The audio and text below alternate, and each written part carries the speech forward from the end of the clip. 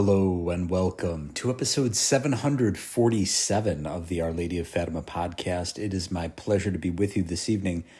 My name is Terrence M. Stanton. We are recording on Monday, December 18th, 2023, in the year of our Lord Jesus Christ. Let us begin with the Monday prayer by the great saint and doctor of the Church, Alphonsus Liguori. To the most blessed Virgin Mary to obtain holy perseverance. O Queen of Heaven, I, who was once a miserable slave of Lucifer, now dedicate myself to thee, to be thy servant forever. I offer myself to honor thee, and serve thee during my whole life. Do thou accept me, and refuse me not, as I should deserve. O my mother, in thee have I placed all my hopes, from thee do I expect every grace. I bless and thank God, who in his mercy has given me this confidence in thee, which I consider a pledge of my salvation. Alas, miserable wretch that I am, I have hitherto fallen because I have not had recourse to thee. I now hope that through the merits of Jesus Christ and thy prayers I have obtained pardon. But I may again lose divine grace. The danger is not past. My enemies do not sleep. How many new temptations have I still to conquer? Ah, my most sweet lady, protect me and permit me not again to become their slave. Help me at all times. I know that thou wilt help me, and that with thy help I shall conquer if I recommend myself to thee. But this is what I fear. I fear that in time of danger I may neglect to call upon thee and thus be lost. I ask thee then for this grace, obtain that in the assaults of hell I may always have recourse to thee, saying, Mary, help me, my mother, permit me not to lose my God. The article we're going to check out was published recently at the Fatima Center's website located at fatima.org by Mr. Matthew Plese. It's entitled, The Church as a Social Miracle. He begins by saying miracles can be separated into four categories: bodily miracles, intellectual miracles, e.g. prophecies, moral miracles, and social miracles. All of these miracles unreservedly are found in the Catholic Church and can prove beyond the shadow of a doubt that the Catholic Church alone is the one true church. Regarding the social miracles in particular, the Church is herself the social miracle par excellence. The 5 criteria demonstrating the Church as a social miracle. The Fathers of the First Vatican Council pointed out 5 characteristics that demonstrate that the Catholic Church is a true social miracle. 1, her admirable propagation. 2, her exalted holiness. 3, her marvelous and unlimited fruitfulness in all good things. 4, her Catholic unity.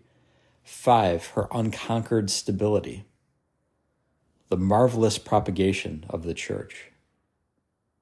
The Church has spread to all corners of the world through the preaching and sacrifices of the apostles and their successors, even though they were not educated men. Nevertheless, they achieved success that by earthly standards seems impossible. And all of this would continue under the leadership of simple men who before Pentecost had fled the cross and hid in fear. Their transformation and eventual martyrdoms are true social miracles.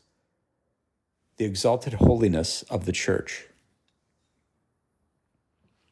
Despite the sinfulness of her members, the Church continues to worship God in his established means of worship, i.e., the holy sacrifice of the Mass, and through the sacraments which he instituted for our salvation. Monsignor Fenton explains this criterion. Primarily, the way in which the organization manifests its holiness is by devoting itself corporately to the worship of God. The Catholic Church as a society has its central and essential function in the sacrifice of the Mass. The person who takes the trouble to examine this activity can see immediately that in the ineffable profundity and complexity of its nature, it is an operation of outstanding holiness.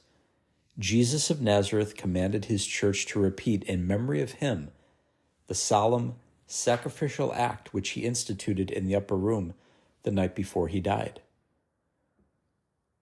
Beyond the holiness of divine worship, the Church is still the mother of many souls who have reached heaven, and whose penance in heaven is attested to by miracles beyond human abilities. These miracles of the saints further corroborate the holiness of the Church beyond any natural level whatsoever. The countless fruitful works of the Church.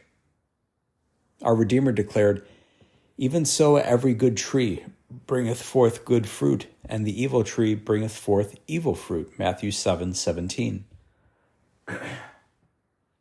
And the church is abounding in good fruits. The Catholic Church played a pioneering role in the establishment and management of hospitals. Monastic orders such as the Benedictines and Franciscans built and operated hospitals to care for the sick and injured.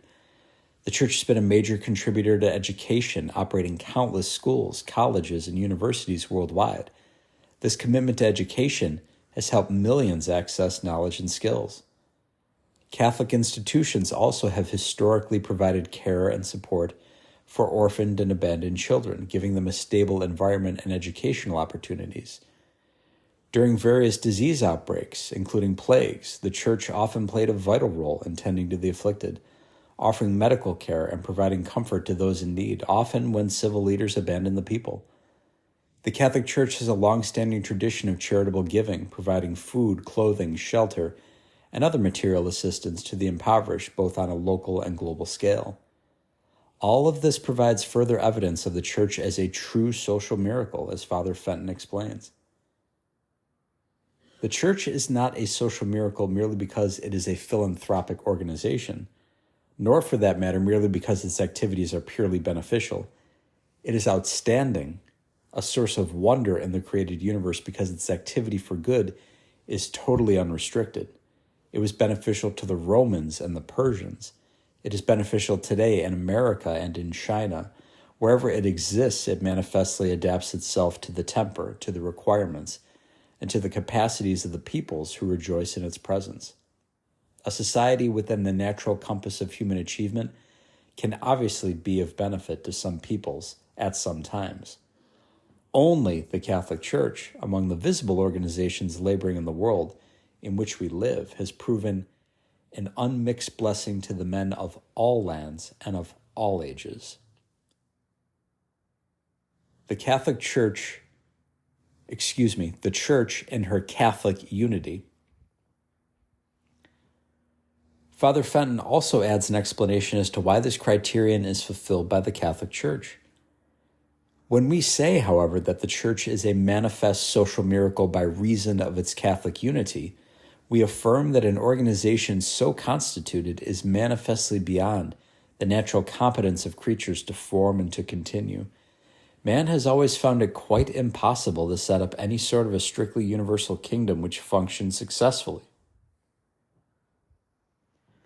Time and again, the world has been plagued with would-be conquerors who were avid to bring the entire earth under their sway, and each time such an individual has appeared, the world has very soon enjoyed the pleasure of seeing his efforts overthrown. The unconquered stability of the Church. The final criterion is the Church's ability to continue despite the persecution which has never ceased to attack her. The martyrs have given witness to Christ through the centuries. The Church has been persecuted since the time of St. Peter. More than 30 of the first popes died for the faith. It has been assailed continually by Islam. The Church was persecuted during the time of King Henry V of England and Queen Elizabeth I. It suffered in Japan and survived even without priests. It was persecuted during the French Revolution and endured despite Napoleon's arrogant boast that he would end the papacy. It was persecuted in Mexico, where Father Miguel Agustin Pro was murdered. It was persecuted in the Spanish Civil War of the 1930s, where at least 6,832 priests and religious were martyred, including 13 bishops. In more recent decades, the Church has suffered greatly in every country that has adopted atheistic communism. And Catholics are still being murdered for being Catholic in our day, too. Yet the Church continues as a true miracle in the social order.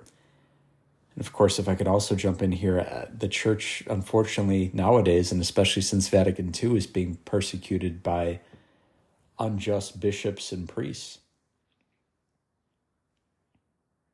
Mr. Plese writes in his conclusion, "While we can and should appeal to the historical reality of Jesus and the miracles that are attributed to him through authentic historical sources like the Gospels, and while we can and should appeal to the prophecies that further attest to the truth of the Catholic faith, We would be remiss if we did not address in our apologetic work the church as a true social miracle using the aforementioned 5 criteria. Many thanks to Mr. Plese for putting that article together. A great job on his part as always. I would like to conclude by once again mentioning Helping Autism Through Learning and Outreach, available on the web at halo-soma.org. That's halo-soma.org. Also, please tune in to episodes 277 and 548 of the Our Lady of Fatima podcast and spread those programs far and wide. They have to deal with RPM, and so does the website. RPM is an acronym for Rapid Prompting Method, a system of communication for non-speakers. Before my niece was about 8 years old, we didn't even know her favorite color. Now we know she's a comprehensive genius, thanks to RPM. The problem was she has difficulty speaking. And just as sign language was a revolutionary breakthrough in terms of being able to communicate for the deaf, or you can point to Braille as being a revolutionary way of being able to read for the blind, RPM, Rapid Prompting Method, has been as massive a breakthrough for non-speakers or those who have difficulty in speaking. Imagine how frustrated you would be if you had a genius level IQ like my niece does. It probably does. It's never been formally tested, but she can compose music. She's a great poet, brilliant in regards to mathematics, knows foreign languages, all this stuff. If you had all of that inside of you, like she did until she was about 8, and couldn't get it out, couldn't tell anyone what you were thinking, I think I'd just about lose my mind. I don't know about you, but you can imagine the level of sadness and frustration that a non-speaker undergoes who's in that situation. How many people are like this in the world? Thousands? Tens of thousands? Hundreds of thousands? Who knows? RPM is the key to get them out of that prison of silence and into the world of open communication where they rightfully belong. So please spread that episode. Spread those episodes, and please spread that website far and wide, because communication is obviously a human right. And thank you so much for listening to this episode of the Our Lady of Fatima podcast. Please tune in again next time, and please say an Ave Maria for yours truly. Goodbye, and God love you.